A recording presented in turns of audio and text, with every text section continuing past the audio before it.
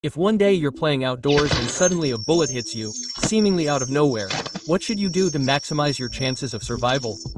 Are folk remedies like sprinkling gunpowder on the wound and igniting it, or injecting adrenaline as depicted in movies or games, scientifically sound? What methods are actually effective? The first thing you should do is determine the enemy's position based on the gunshot or bullet trajectory. Quickly roll or crawl to the nearest cover, reduce your exposed area, and avoid being shot again. At this time, you might not even feel pain. You might just feel like you've been hit by a small pebble, followed by a surge of warmth. This is because when the body suffers sudden trauma, the sympathetic nervous system instantly stimulates the adrenal glands, rapidly releasing a large amount of adrenaline, increasing blood pressure, and suppressing pain. This is known as the fight or flight response, which is why the stunning effect after being shot in games lasts for a few seconds. Once you locate the bullet entry point on your body, if possible, you can cut open your clothes with trauma shears, as in games.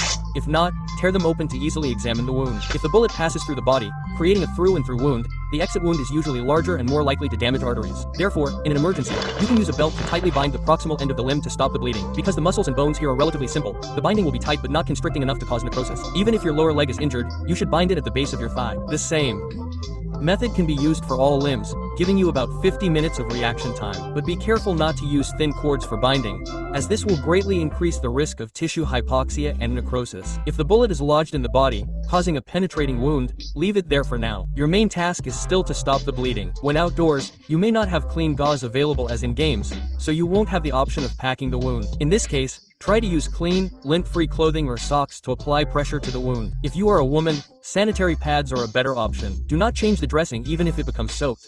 Continue to add more material and press for 10 minutes. During this process, you must resist the urge to check the wound, because uncovering the cloth will disrupt the blood clot that has formed, leading to a complete collapse of the hemostasis. Note, absolutely do not, as in some scenarios, sprinkle gunpowder and burn the wound to stop the bleeding quickly. This will not only fail to control the bleeding, but will also cause burns, infection, and other problems. After experiencing significant blood loss, you will experience dizziness and blurred vision, similar to what happens in games. At this point, you need to focus on maintaining your vital signs. Wrap your body with clothing or leaves to minimize heat loss and prevent hypothermia. Blood loss also leads to dehydration. You can allow yourself to drink a small amount of water, but absolutely do not drink alcohol or coffee, as they will dilate blood vessels and worsen the symptoms of blood loss. In games, you can relieve pain by taking painkillers. The same is true in reality. If the pain is so severe that you can't think, take 2 acetaminophen tablets, which are commonly used for colds. They have a good analgesic effect, and it's also perfectly reasonable to carry some cold medicine when traveling. After completing these steps, try to lie down with your head lower than your body to increase blood flow to the brain and maintain consciousness, and then plan your next steps. If you don't have any plans yet, just give me a like, comment, and share.